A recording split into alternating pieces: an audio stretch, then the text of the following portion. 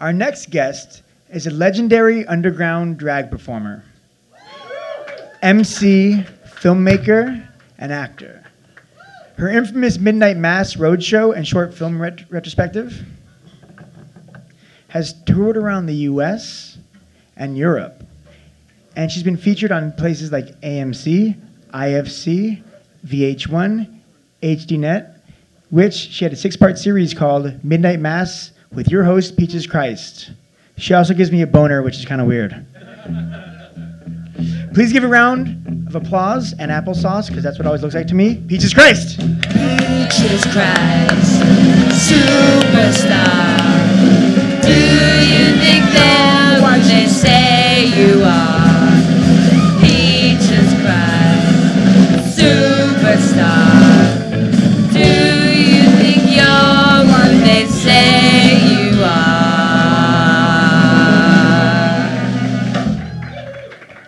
Hi. Hi, thanks so much for having me on the show. Is that a horn? Are you happy to see me? I'm horny. I can tell. Yeah, So- I actually came from another show and I didn't have time to change my wig. So I'm wearing the wig from the other show. I thought I was special. I changed my dress. Yeah. All right, that's fair, that's fair. So, I'm going to start off very light. Okay. This is a strange one. Where does Joshua end and Peaches begin? Like, does it take time to mentally adjust between Joshua and Peaches when you take off your makeup? Not taking it off, but certainly putting it on. You know, I think there are certain people in my life who've learned that they don't want to be around while I'm putting on my makeup because I stopped being the sort of shy, introverted nerd who loves horror movies, and I become the sort of more cynical, snarky queen who can host a show. So if you're in the room, I might sort of become, you know, a little more sassy and criticize your outfit or suggest a new hairstyle or whatever, you know. So I definitely think there's a process where I sort of, it's really in the makeup. I need that couple hours to become Peaches. How many hours does it take to look this magnificent? Well, You wake up like this, right? I go to the gym like this, Walgreens, you know. No, I like if I'm booked somewhere to have 3 hours, and that would include shaving, showering, nails, hair, corseting, you know, everything. So the makeup is about 90 minutes. I'm sorry. Oh, it's an interactive talk show? Don't listen to them. People are just drunk. That guy actually lives underneath the bar. Like that, Like the a actual troll. bar, yes. Like yes, a troll. He mops Believe it or with- not, okay, just to answer your question, audience member, if I'm not dressed as Peaches, I could easily pass for Bear. So the illusion is remarkable.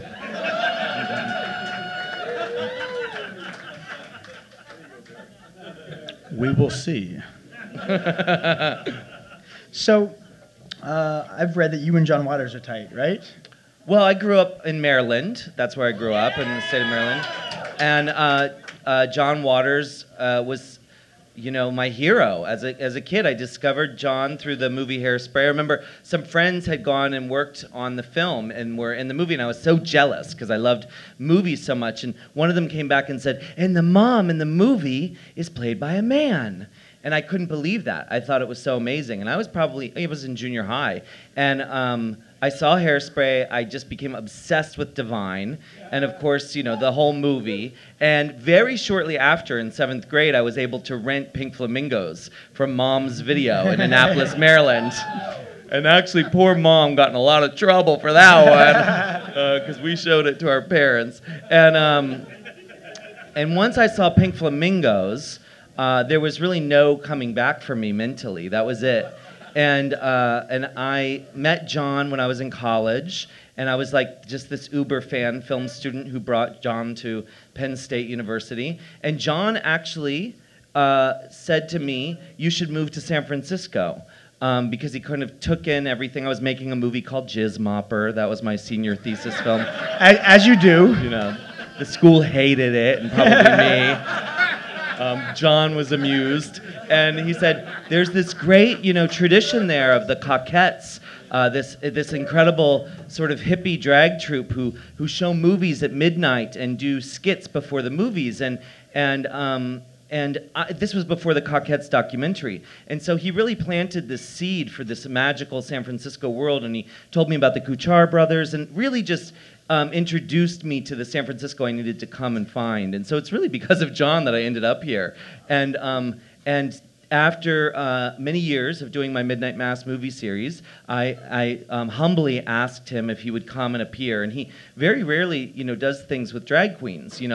It's Is it too on the nose for him? Well, Divine was his queen, and so I almost felt strange asking if he would do that, and he came for the 10th anniversary, and yeah, he was amazing, so great, and it was a really magical. It was John Waters. Tura Satana was there, the star of Faster Pussycat Kill Kill, and John Waters' superstar Mink Stole, and I performed for them, and ever since that weekend, John and I have become pretty close. He gave me feedback on my script. He came and visited the set of my movie, and sometimes I get to go to his house over here on Nob Hill. I don't know if you guys know, but he has an apartment in San Francisco, and he makes me chicken salad sandwiches. And honestly, the fabulous, fancy things we get to do together are more normal. It's John Waters making you a chicken sandwich where you're like, I don't fucking believe it.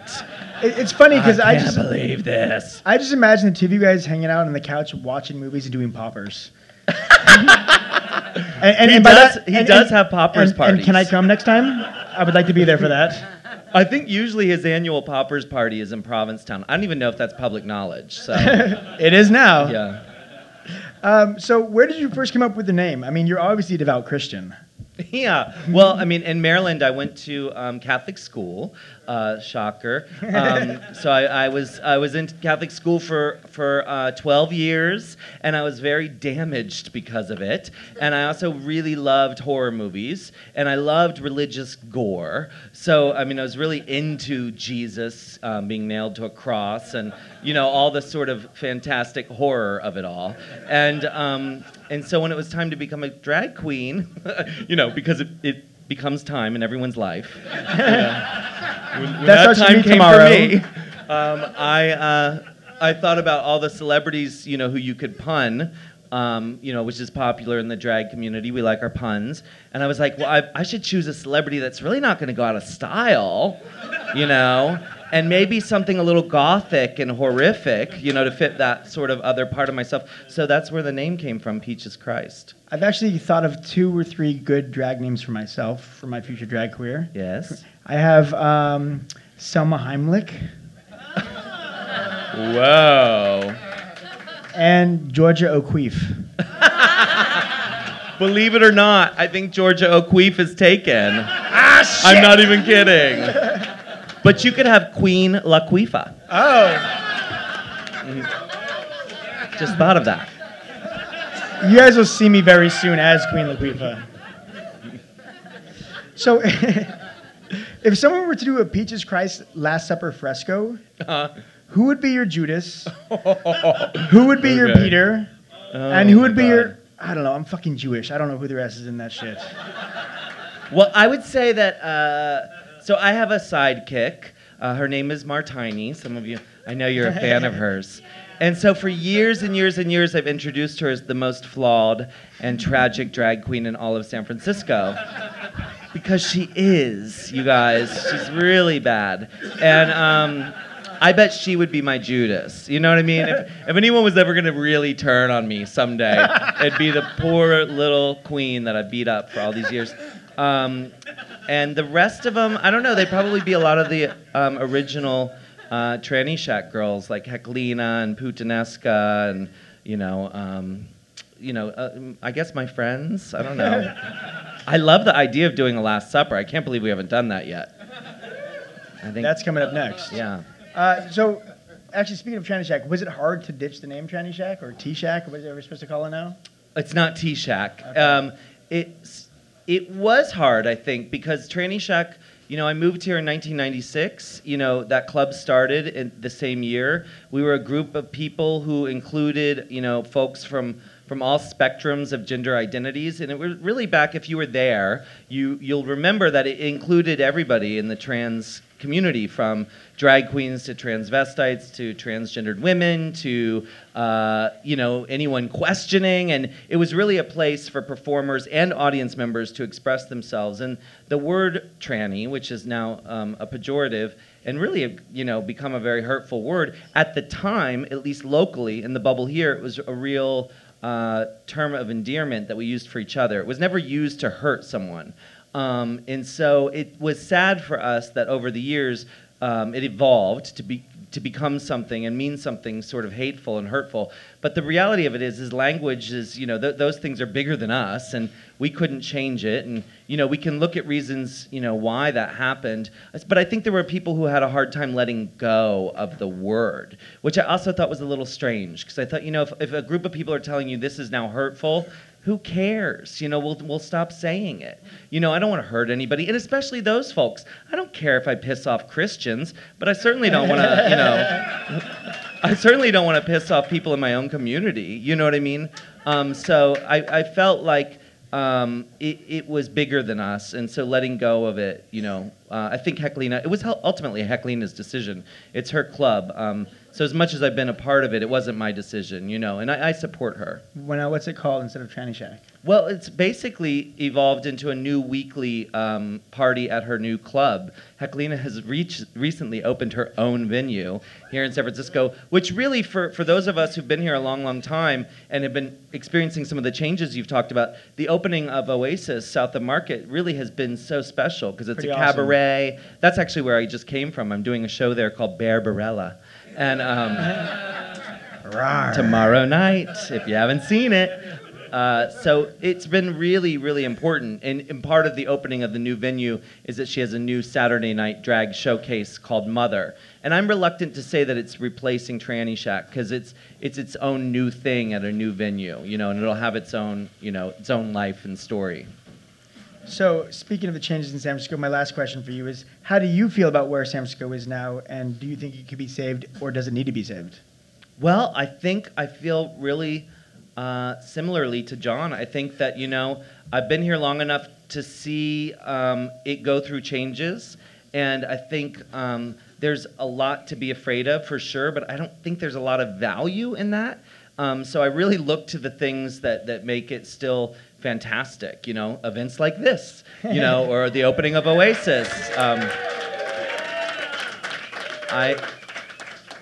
I also think, for me, I think it's we're not alone. I get to travel a lot, so it's interesting when you go to Seattle and they're having the same conversations and they don't have rent control.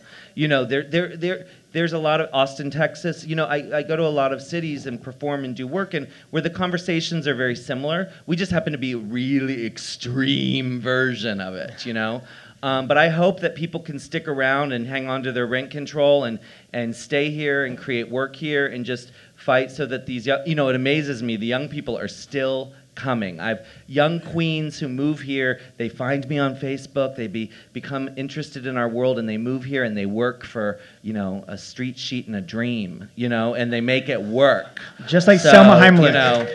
I don't know how they do it, but they're doing it. So, I'm not going to be cynical. That's no fun. Yeah. Well, thank you for that. There's a lot of cynicism, so thank you for being positive. And thank you for being here. Thank you for having me.